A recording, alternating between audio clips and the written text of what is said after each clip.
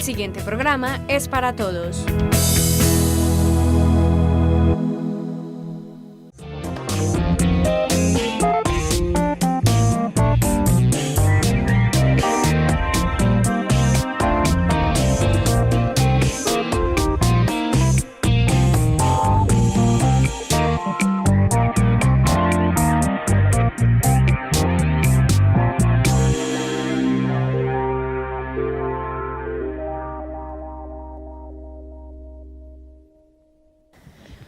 Un saludo cordial para todos nuestros televidentes y bienvenidos a este espacio Al Derecho. Soy Sandra Milena Ríos, presentadora y realizadora de este espacio, quien cada miércoles a las 8 de la noche los espera en compañía de un abogado invitado para hablar de esos temas legales y jurídicos que se presentan en la cotidianidad y de los cuales es importante conocer un poco más de ellos. Hoy vamos a hablar de delitos financieros. ¿Alguna vez les ha pasado que cobran un cheque a su nombre o les falta dinero en su cuenta de ahorros? Bueno, esos aspectos los estaremos abordando hoy en nuestro espacio en compañía del profesional Guillermo Andrés Salcedo. Él es asesor legal corporativo y además es fundador y presidente de la empresa de servicios legales corporativos Leaders. En la web los encuentran en www.leaders.com.co. Guillermo, muy buenas noches y bienvenido a este espacio Al Derecho. Buenas noches, Sandra, y a todos los televidentes que nos acompañan. Bueno, mencionaba, el tema del día son delitos financieros y empecemos por definir qué es esto. Bueno, un concepto breve porque todos podamos entender sobre delitos financieros es aquellos conjuntos de vulneraciones contra los principios, normas que afectan el orden social y económico en el cual el Estado hace participación de este. Bueno, vamos a definir también la diferencia entre fraude, delitos, si son lo mismo. ¿Cómo se presenta este aspecto? Bueno, para entender de los delitos financieros, muchos vamos a creer que vamos a hablar de banca o todo el tema de comportamiento con entidades bancarias. Bueno, no solamente los delitos financieros cubren eso, sino son delitos donde hay un interés, puede ser también por parte de un empresario, de ganar dinero. Digamos, dinero extra al desarrollo del objeto social de una empresa. Entre esos delitos financieros está, por ejemplo, la malversación de fondos, el lavado de dineros, aparte de los delitos financieros, que no solamente, como lo decías, es el de ir a cobrar un cheque que no tenga fondos o algo que tenga que ver con el asunto. Los delitos financieros son muy comunes dentro de las empresas. Incluso según la encuesta de Thomson Reuters, al menos de la última encuesta del 2017, el 50% de las empresas a nivel global, todas o los líderes de la empresa dijeron que al menos como mínimo hubo un delito financiero cometido dentro de la empresa.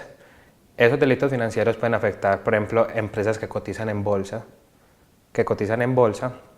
y digamos, tratan de mejorar sus estados financieros, su solvencia económica con el fin de que sus acciones se evalúen o crezcan, ¿cierto? Los delitos financieros es un tema económico que involucra no solamente la empresa, también involucra las entidades financieras, incluso las entidades no financieras también físicas, sino también entidades financieras virtuales o las fintech, que hoy a 2018 es muy común escuchar esa palabra también.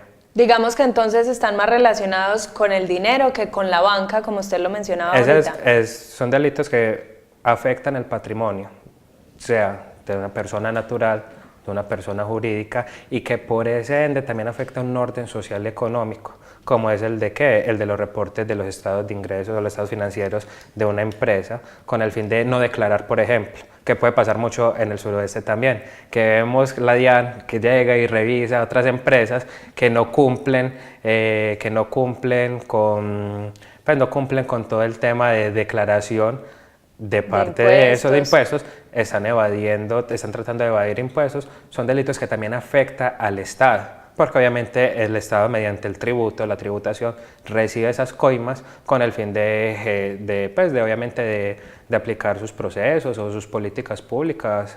Entonces es una relación tripartita: Estado, empresa, particulares.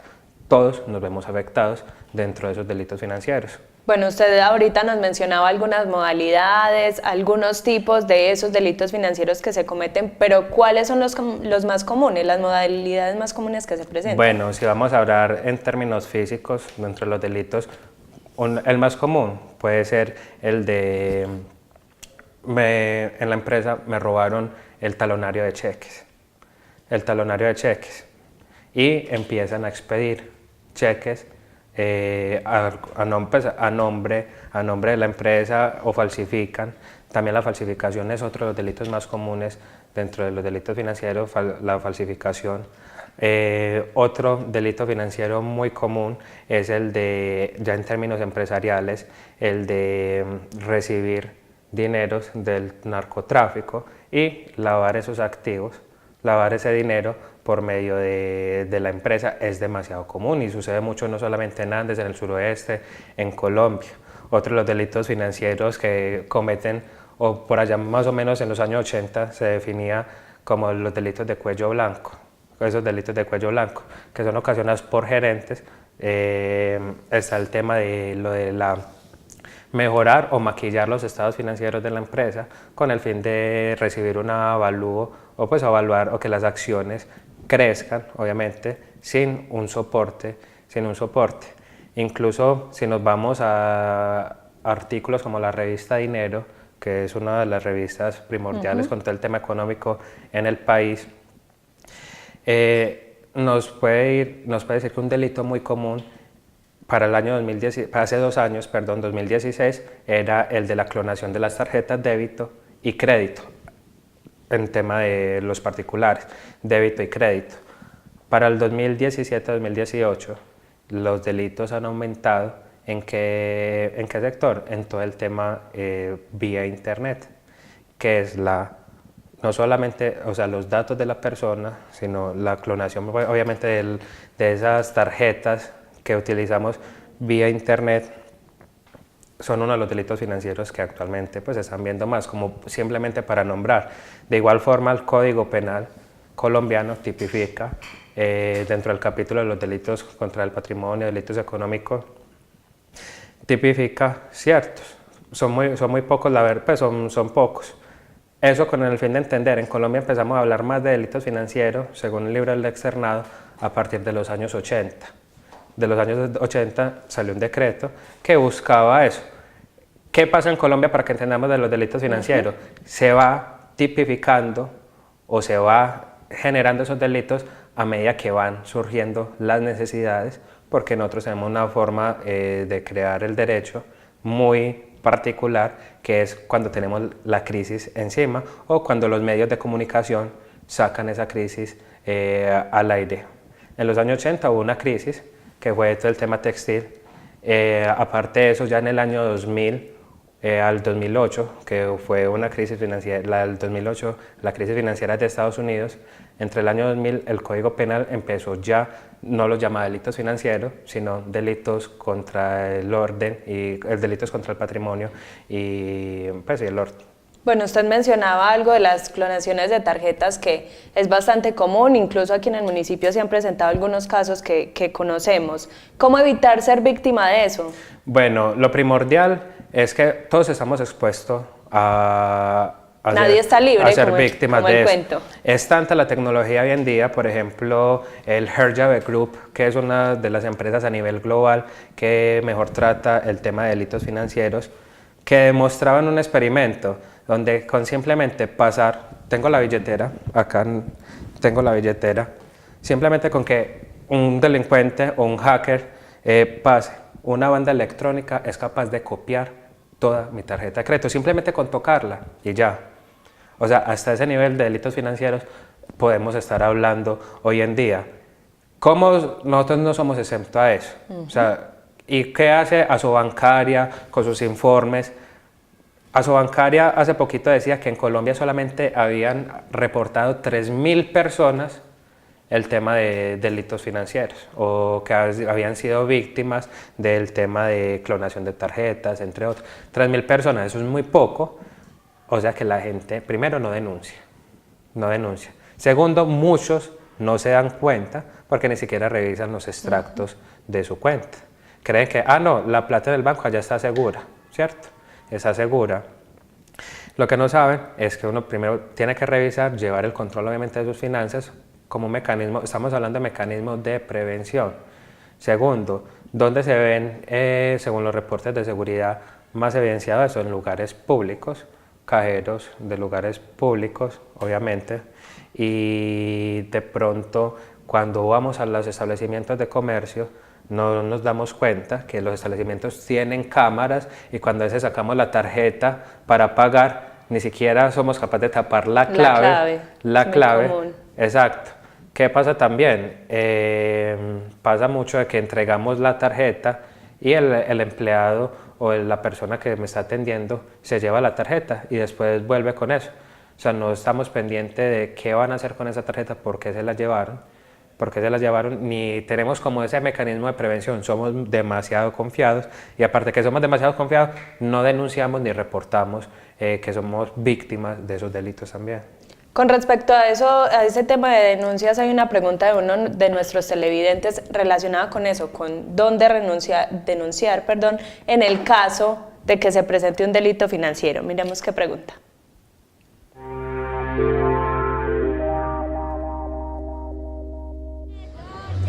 Buenas noches, mi nombre es Alexandra Hernández y mi pregunta para el abogado es: ¿cómo denuncio un delito financiero y ante qué entidad debo acudir?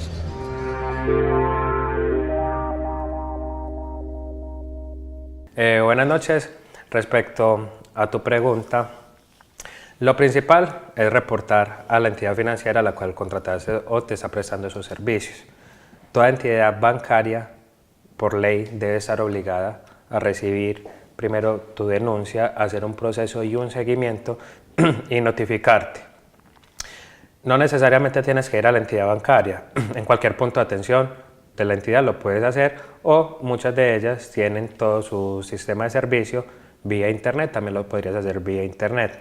En caso de que la entidad reportaste, te diste cuenta de lo del dinero y la entidad no te responde, ya puedes poner una queja ante la máxima inspección ante la entidad que inspecciona y vigila los bancos, que es la Superintendencia Bancaria, y con ella de generar la queja del estado, pues de la solicitud que le presentaste a lo de la entidad. ¿Qué pasa? Cuando a veces hacemos una compra mal hecha, obviamente el banco no te va a entrar y te va a responder, te dice, mira, te vamos a devolver la plata o te vamos a devolver lo del dinero. Ya que te toca hacer, lo que sí puede hacer el banco es verificar dónde se hizo, a quién se le consignó, quién fue la persona y dónde fue como el lugar, para que ella tenga una información, que si son dineros muy grandes, obviamente si son dineros muy grandes, ya puedes hacer todo un proceso de investigación y obviamente pues acudir ante la entidad encargada, en este caso la Fiscalía, para generar un proceso de investigación y posiblemente pues de lograr llegar a la persona que cometió ese delito. Guillermo, usted ahorita mencionaba que en muchos casos o en la mayoría de los casos la gente no denuncia. De pronto es que la tramitología es muy larga o qué se presenta ahí. ¿Qué podríamos decir de esto? Primero, para mí es desconocimiento o educación. El tema de desconocimiento y educación. Lo del trámite, esos trámites la verdad son demasiado simples. O sea, usted de su mismo celular puede bloquear sus tarjetas en caso de que una pérdida o un hurto de tus tarjetas. Y son cuestionarios, son sencillos, incluso te puedes vía telefónica con la entidad, lo puedes hacer y puedes reportar eso. O sea, no es el desgaste a la hora de reportar que fui víctima de ese delito, sino que es más que todo el tema de que no lo sé hacer o no sé ante quién acudir o simplemente, ¿para qué? Ya me robaron la plata. Ya me van a parar bolas, eso se va a perder. No, o sea, sí, se va a perder lo del dinero y eso. Lo bueno es que si usted no sabe si fue que le clonaron su tarjeta, dónde se hizo, y esa información sí te la puede dar a ti la entidad financiera, que es lo más importante. Obviamente ya la entidad financiera te va a dar otras soluciones, otros mecanismos, pues otras soluciones dependiendo del delito pues al que fuiste víctima. ¿Quiénes son las principales víctimas de delitos? ¿Se presenta más esto en los jóvenes, en los adultos mayores? Bueno, el tema de los delitos, ¿quiénes son las personas que más reciben o sea, pues son vulnerables a esto? Primero, las empresas son demasiado vulnerables. Como te decía ahora, o sea, el 50% de las empresas, según la última encuesta de Thomson Reuters, fueron víctimas al menos de un delito financiero. Aparte de eso, si nos vamos al tema particular, los jóvenes compramos mucho en línea también y no verificamos dónde estamos registrando la información y esos datos personales, en este caso datos financieros que son bastante relevantes. Ya las personas mayores, según Asobancaria y la encuesta, las personas mayores no son las que más utilizan tarjeta de créditos o manejan este tipo de tarjetas, porque si conocemos el contexto andino como tal, todavía muchos prefieren guardar la plata bajo el colchón, como dicen por ahí, ¿cierto? Es que en el banco me sacan mucho, Sí, me cobran mucho. Me cobran mucho, eso cobran allá por todo, más bien guarde eso debajo del colchón. Y sí, sucede mucho. Por ejemplo, ¿qué pasa ahora? También hay una modalidad, un delito financiero que pues tampoco es muy nuevo, pero sí es algo más reciente y es que prestan vía internet. Hay entidades que te están prestando vía internet, pero lo que no saben es que esas entidades ni siquiera tienen permisos legales porque se deben constituir y deben estar autorizadas por la Asobancaria para poder recaudar dineros, porque si no se estaría tipificando uno de los artículos del Código Penal, que es de la recaudación de dinero público. Ejemplo con esto, DMG y las famosas pirámides también, que es algo como que todos llegamos a conocer. ¿Y cómo funcionaría una pirámide en internet? Las pirámides por internet es demasiado sencillo. Usted ya le aparece incluso en Facebook la publicidad, te prestamos ya mismo 700.000 pesos en menos de 10-20 minutos. Coges, registra los datos, algunas de ellas te piden soporte, al menos que estés trabajando, otras no te piden absolutamente nada. Y esas entidades ni siquiera están registradas y lo que hacen es cobrarte, mejor dicho, máximos el interés bancario. Entonces no te termina prestando 700.000 pesos, sino 1.500.000, 2 millones, entre otras cosas, porque te cobran otros servicios totalmente adicionales. Eso fue un caso muy famoso, incluso hay documentales sobre eso en Netflix también, hay documentales sobre eso, y fue una modalidad que nació en Estados Unidos y era una persona que empezó a prestar por internet hasta el momento en que era tanta la usura contra el consumidor y que no tenía los permisos para ejercer eso, que lo terminaron capturando y expropiándole todos los bienes. Bueno, un saludo para todos los televidentes que a esta hora se conectan con este espacio al derecho. Bienvenidos. Hoy estamos hablando de delitos financieros, casos como que se cobre un cheque a nuestro nombre o que nos falte dinero en nuestra cuenta de ahorros, entre otros. Hoy nos acompaña el profesional Guillermo Andrés Salcedo y estamos hablando también como de esas compras por internet que también se prestan para que se presenten esos delitos financieros. ¿Cómo evitar ahí en esas compras ese delito, ser víctima? Primero es el registro de los datos. La mayoría de compras por internet te piden los registros de tu tarjeta de crédito. Muchos de esos documentos vía internet son de terceros o son plataformas de pago de terceros que no conocemos o que no se nos da por verificar, que simplemente cogemos, ingresamos los datos como si fuera como si fuera alguien, mejor dicho, súper conocido, y no verificamos quién es la entidad de pago, si la entidad de pago o la persona que está prestando la plataforma de pago está constituida, y si aparte de eso la página no tiene unas vulneraciones de seguridad, que es lo mínimo que puede verificar como un usuario. Aparte de eso, en el tema de internet, esos delitos financieros son, pues, según la Asobancaria, para el último año han crecido entre un 47 y un 60% en su modalidad. Pero entonces podemos decir que comprar por internet no es peligroso siempre y cuando tengamos esos aspectos claros y verifiquemos cierta siempre y cuando información. verifiquemos el tipo de plataforma de pago, la plataforma de pago. Segundo, la seguridad, pues, como de lo de la página, porque por más que haya una buena plataforma de pago, a veces hay vulneraciones dentro de la misma página que permiten, que esos datos sean como hurtados como tal.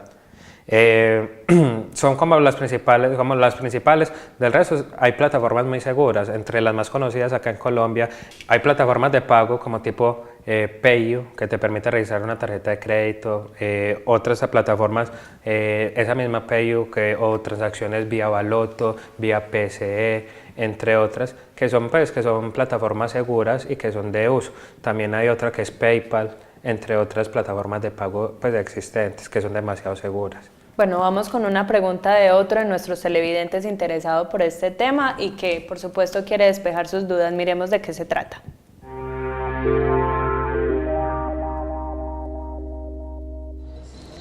Muy buenas noches. Un saludo para mi queridísimo y reconocidísimo exalumno Guillermo Andrés Salcedo Solano, abogado que hoy va a responder mi cuestionamiento muy sencillo. Guillermo, muchos éxitos y un saludo y un abrazo muy especial. Guillermo, si yo tengo un dinero en mi cuenta de ahorros y misteriosamente mi dinero se pierde, ¿el banco responde la entidad financiera responde por mi dinero o será que yo como usuario de ese banco pierdo mi plata? Muchísimas gracias, espero tu respuesta.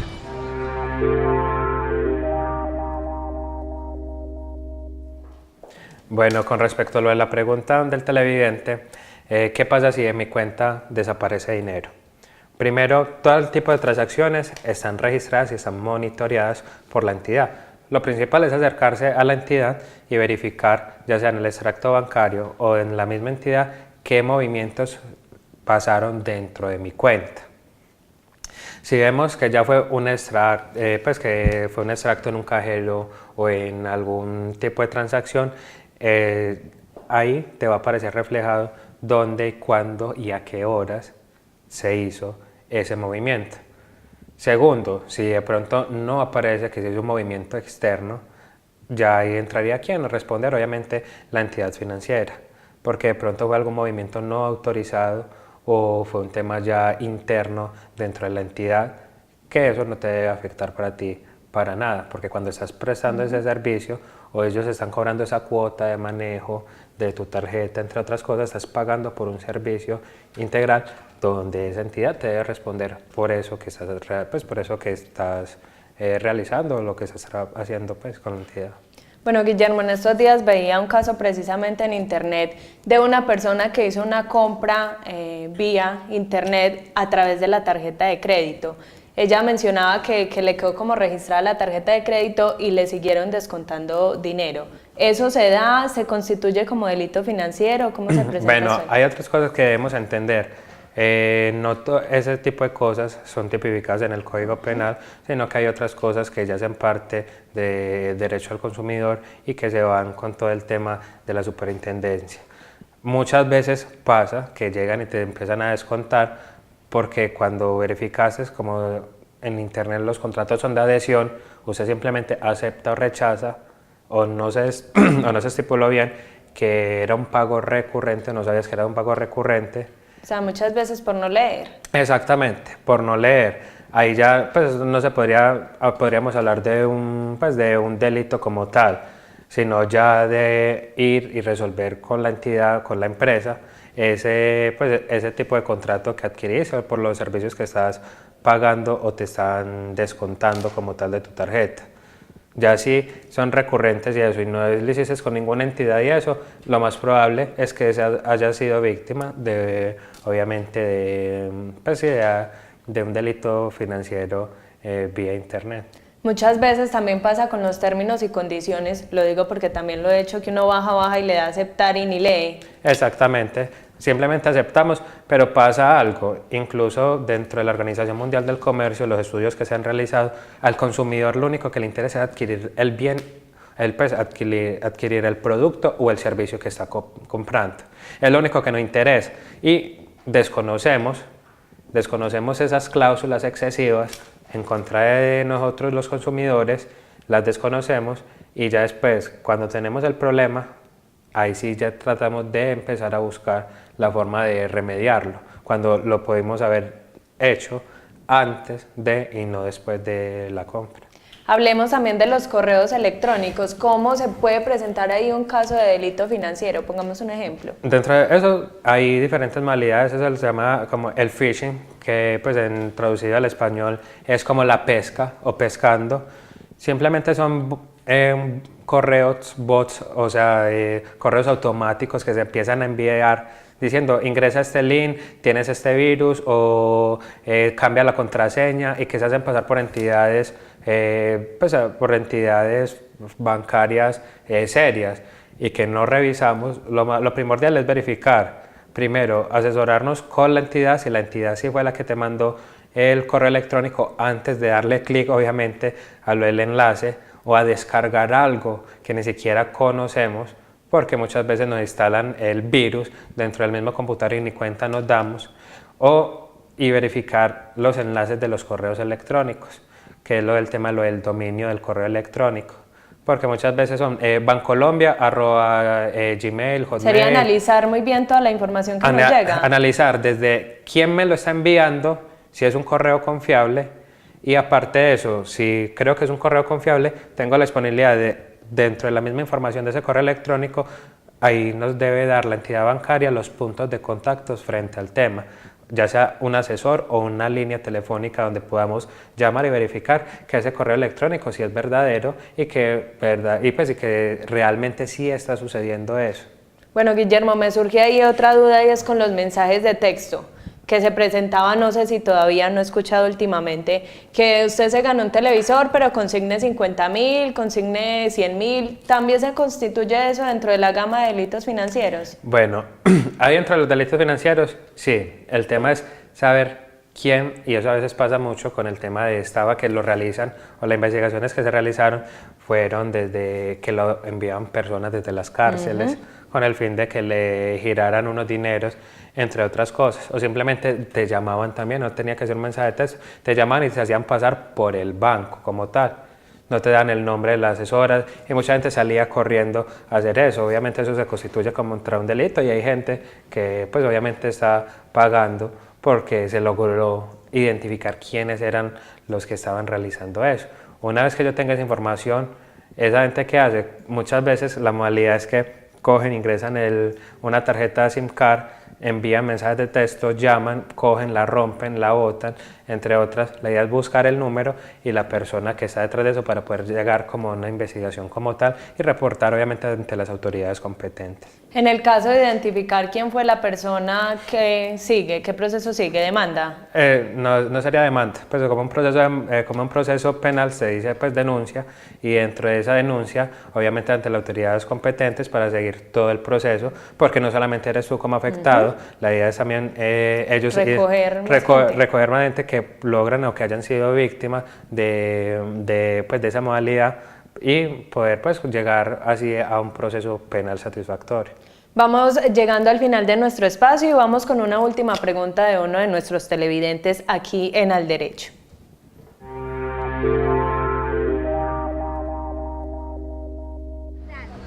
Buenas noches, mi nombre es Juliana Carmona y mi pregunta es, si yo adquiero un crédito y a medida que pasa el tiempo van subiendo los intereses, ¿hay delito financiero?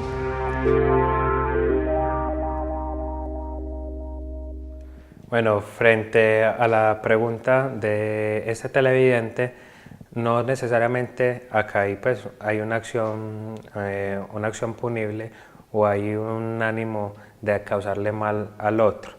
Muchos de estos, como que se considera tal vez que la gente cree que es un delito, es simplemente la aceptación de cláusulas excesivas por fuera y que se excluyen del derecho penal y que ya van a un tema más de relación derecho comercial, o en este caso derecho bancario, si es una modalidad pues de crédito con una sociedad, una entidad financiera, una entidad bancaria.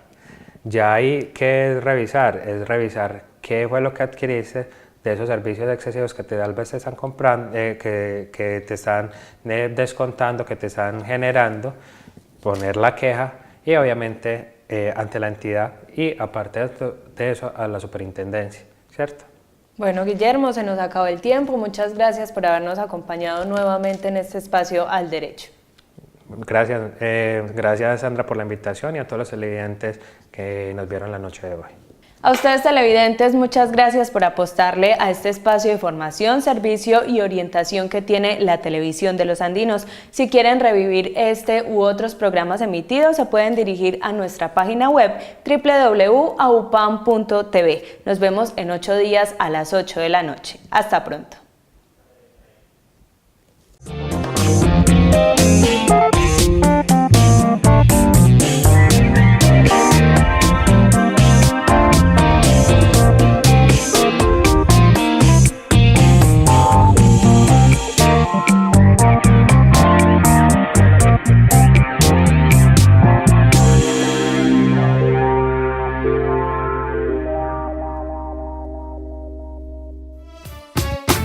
AUPAN, la televisión de los andinos.